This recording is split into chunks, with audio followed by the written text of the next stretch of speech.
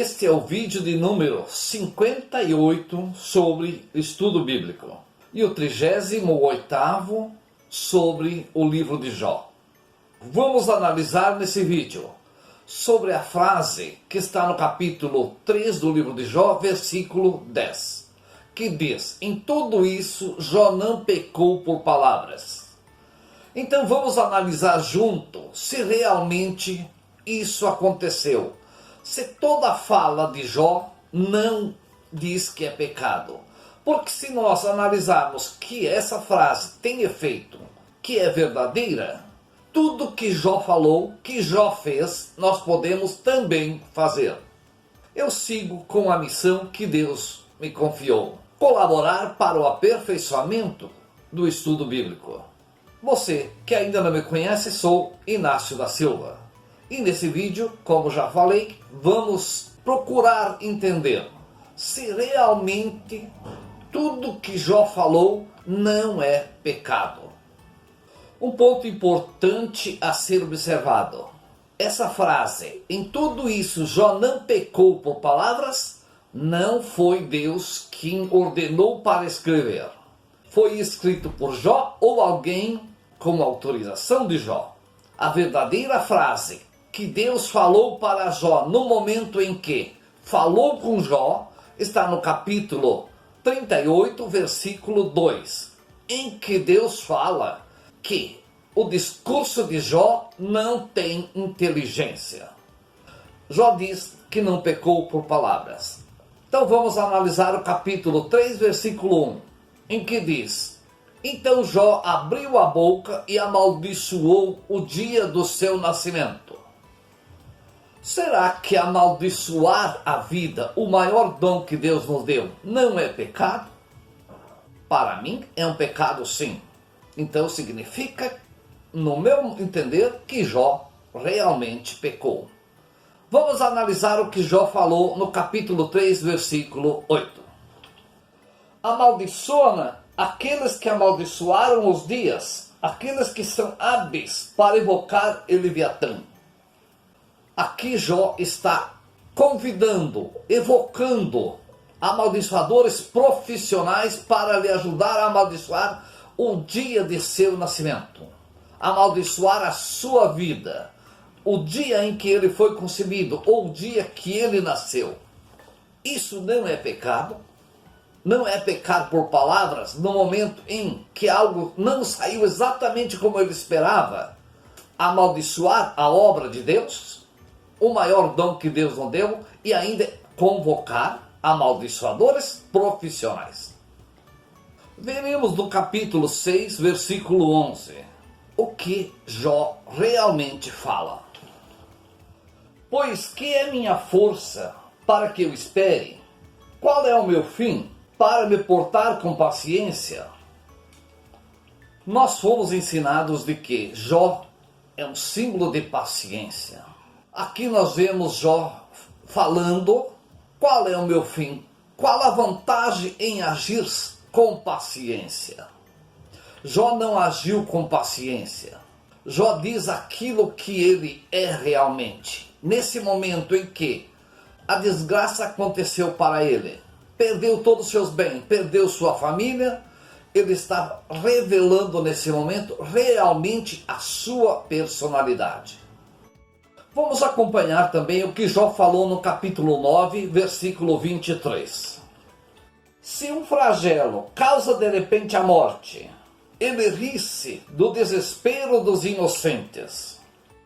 Essa é a visão que Jó tem de Deus. Que Deus tem prazer em torturar um inocente. No caso, Jó está falando dele próprio, porque ele se julga inocente. Ele pode amaldiçoar, ele pode convocar amaldiçoadores profissionais para lhe ajudar a amaldiçoar a Deus. Ele pode culpar Deus de um complô como demônio. Ele culpa sua mulher de pedir para ele amaldiçoar, e ele diz que não pecou por palavras, mas em seguida ele amaldiçoa a vida e ele ainda se julga inocente. Será que fazer isso que Jó fez não é pecado? Vamos acompanhar o que Jó falou no capítulo 13, versículo 13. Calai-vos, deixai-me, quero falar. Aconteça depois o que acontecer. Vejamos aqui o que Jó fala. Ele pediu para seus amigos calar, deixa ele falar. Depois ele não importa com o que aconteça. Quando nós se referimos a Deus, esse é o correto, nós falar sem medir as consequências? E seguindo esse raciocínio, vejamos no capítulo 14, versículo 22, o que Jó pensa de Deus. É somente por ele que sua carne sofre, sua alma só se lamenta por ele. Essa é a visão que Jó deseja passar para seus únicos amigos que estão com ele. Ou seja, passar para todas as pessoas que Deus unicamente se preocupa com ele mesmo. Jó não aceita que ele está errado. Para ele é Deus, é o demônio, é a sua esposa. Todos estão errados. Ele não está errado. Ele é um inocente que está sofrendo. O ego de Jó, a idolatria do seu ego é maior do que deveria ser. Ele precisava ser mais humilde, entender que Deus jamais se preocupa consigo próprio. Deus se preocupa com cada um de seus filhos. Vamos seguir acompanhando o que Jó fala. No capítulo 23, versículo 2. Sim, hoje minha queixa é uma revolta. Sua mão pesa sobre meus suspiros. Minha queixa é uma revolta. Se revoltar contra Deus agrada a Deus, não ofende a Deus, e ofendendo a Deus não é pecado, nós devemos analisar nesse contexto. Jó pediu para falar o que ele quer, não ter paciência, e ele vai dar curso à sua revolta. Depois aconteça o que acontecer. Será que isso não é pecado?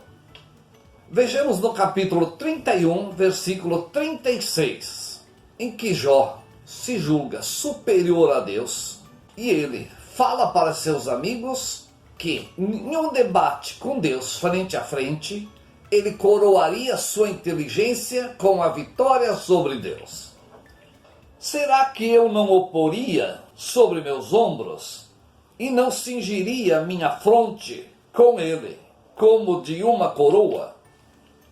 Será que se julgar superior a Deus e acusar Deus de não ouvir as suas palavras, não dar resposta a ele, mas ao mesmo tempo dizer que se Deus desse resposta, viesse em sua presença, ele coroaria sua inteligência com a vitória sobre Deus? Será que essas palavras, tentando convencer outras pessoas, motivando outras pessoas a acreditar em um Deus inferior a Jó, não é pecado?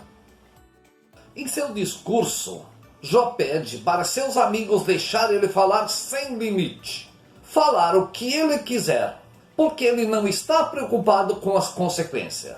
Vejamos o que ele falou no capítulo 27, versículo 7. Que meu inimigo seja tratado como culpado, e meu adversário como um mentiroso. Nós vejamos aqui que Jó chama Deus de inimigo e de mentiroso. Isso é o que ele deseja que todos acreditem. E se nós darmos razão para Jó, nós temos que admitir que isso está correto. E se nós realmente acreditamos num Deus de bondade, jamais podemos compactuar com Jó nesse raciocínio. Nós devemos, sim, acompanhar o que Deus falou, capítulo 38, versículo 2, em que Deus diz que os discursos de Jó não têm inteligência.